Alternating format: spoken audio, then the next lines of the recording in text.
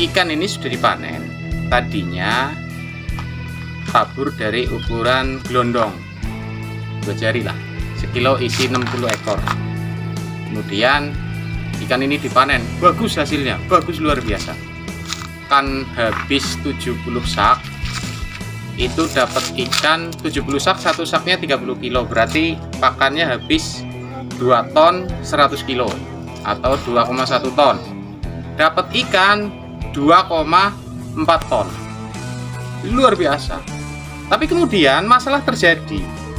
Kemarin itu terdata pakannya itu habis 80 sak, berarti 2,4 ton. Ternyata dipanen ikannya cuma dapat 1 ton 2 kuintal, 1,2 ton, rugi separuh lebih.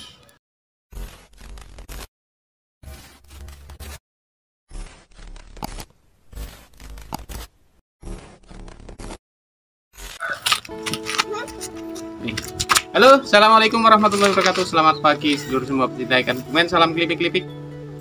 Belajar sama-sama, sama-sama belajar.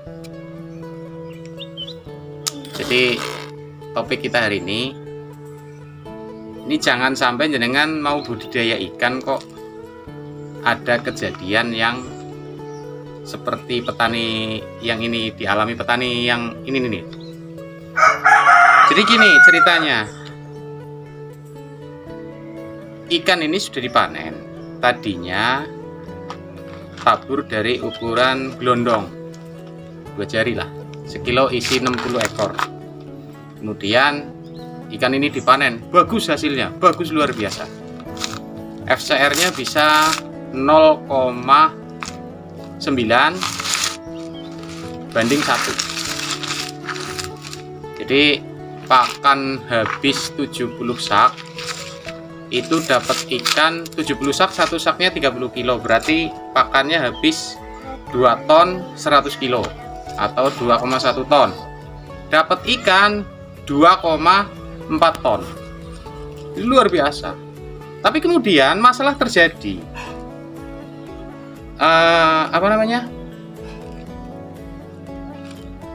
Ikan yang dipanen ini kan pada beranak. Nah, terus anakannya ada yang sudah ukuran 4-6 cm. Saya bilang, Pak, ini tabur bibit baru. Enggak lah, ini anakannya banyak banget, enggak usah tabur bibit baru, sayang katanya. Saya sudah mengingatkan, Pak, jenengan kan nggak tahu posisinya. Yang beranak itu indukan yang gedenya seberapa, sudah matang atau belum indukannya. Itu masalahnya di situ lah. Terus kemudian orang ini nekat, ya sudah kasih makan saja. Kemarin itu terdata pakannya itu habis 80 sak, berarti 2,4 ton. Ternyata dipanen ikannya cuma dapat 1 ton 2 kuintal, 1,2 ton, rugi separuh lebih.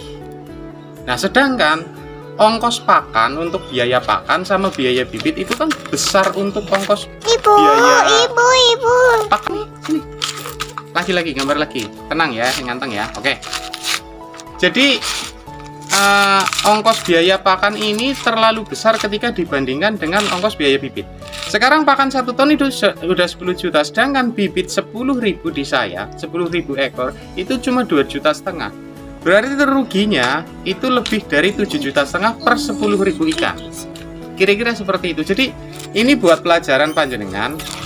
Panen pertama bagus, ikannya beranak, kemudian ikan ini tanpa dibuang dulu, tanpa disortir dulu, tanpa diapa-apakan dulu, langsung kasih makan terus.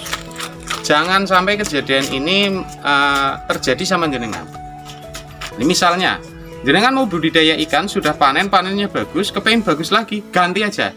Dan terus pertanyaannya, yang ikan yang ada anakannya itu gimana? Ya karena kita kan nggak tahu indukan yang beranak itu yang segede apa. Misalnya yang 3 jari waktu itu beranak, kan kita nggak tahu kan, namanya ikan banyak.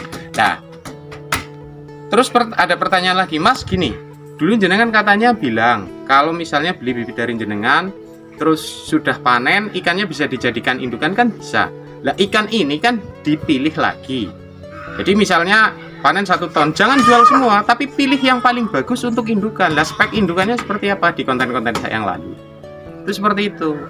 Bukan dalam arti ikan dipanen tanpa yang anakannya yang tertinggal tanpa disortir, terus indukannya tanpa dipilih, langsung anakannya yang tertinggal dalam kolam itu dibesarkan. Enggak seperti itu. Jadi ya kalau namanya mau budidaya, ya ikan yang dipanen itu cari yang paling bagus buat indukan, cari yang speknya sesuai buat indukan. Bukan berarti ikan yang tertinggal atau ikan yang dipanen itu bisa jadi indukan semua, nggak bisa. Asal gede tidak. Ada kriteria khusus, nanti cek di video saya sebelum ini. Bagi panjenengan semua yang kepingin budidaya ikan nila, jadi jangan sampai terjadi yang seperti tadi. Ikan dari bibit awal ditabur gelondong, kemudian hasilnya sangat bagus, sangat luar biasa dengan FCR 0,9:1. Jadi pakan 70 sak atau 2 ton 1 kuintal, jadi ikan 2 ton 4 kintal. Kemudian ikannya diangkat, mau ditabur bibit lagi sayang karena di situ ada anakan. Terus akhirnya anakan ini dibesarkan. Nah, ini fatal banget, jangan sampai terjadi. Jadi kalau misalnya panjenengan kepengin yang hal seperti ini, jangan dilakukan. Ini sudah ada contohnya fatal. Ruginya luar biasa. Sekarang ikan dipanen pakan dengan pakan 2 ton 4 kuintal, ikannya cuma dapat 1 ton 2 kuintal, kan berarti cuma separohnya. Itu sangat rugi sekali. Nah, ini kemudian jadi contoh edukasi. Jadi kalau saya mengedukasikan, membagikan pengalaman, bukan edukasi, itu ya apa yang pernah terjadi dengan data-data yang real. Karena konten saya konten edukasi, jadi datanya harus real. Gitu. Kalau mau seperti kata sampean itu, kalau beli bibit dari sampean terus kemudian panen, nah hasil panennya ini bisa jadi indukan, bisa, tapi dengan spek-spek tertentu atau dengan kriteria khusus untuk indukan. Nah, kriterianya seperti apa ya? Di konten saya sebelumnya ada cara memilih indukan dari hasil panen. Jadi bukan cuma ikan asal besar, bukan cuma ikan asal beranak terus kemudian dijadikan indukan, enggak seperti itu. Tetap ada kriteria khusus. Nah, kok itu bisa terjadi, Mas? Kan dikasih makan, pakannya proteinnya juga bagus. Ya iya, tapi namanya postur itu kita nggak bisa ngomong. Contoh, indukannya baru 3 jari, kok sudah beranak.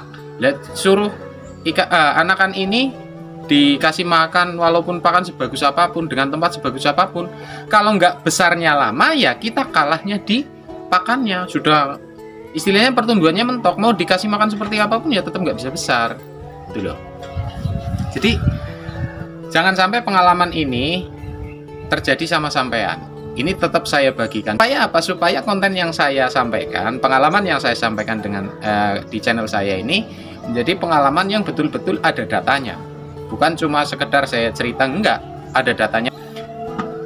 Anakan yang sudah anakan ikan nila yang tertinggal di kolam setelah dipanen, kita juga nggak bisa tahu jumlah totalnya anakan itu berapa. Jadi kita ngasih makannya pun asal ikan makan gitu. Mungkin saja porsinya kurang, mungkin saja porsinya kelebihan. Karena apa? Kita nggak pernah tahu berapa indukan yang beranak. Berbeda dengan bibit yang ditabur di kolam, kemudian kita tahu bibit itu jumlahnya berapa, biomasanya atau beratnya bibit berapa, jadi kita tepat ngasih makannya. Oke, terima kasih yang sudah menonton. Semoga tayangan saya bermanfaat, saya bisa olahraga pagi. Ini pakai alat-alat olahraga ini. Semoga tayangan saya bermanfaat, mohon maaf segala kekurangan. Wallahul muwaffiq ila aqwamit thoriq. Assalamualaikum warahmatullahi wabarakatuh. Salam kelipik-kelipik.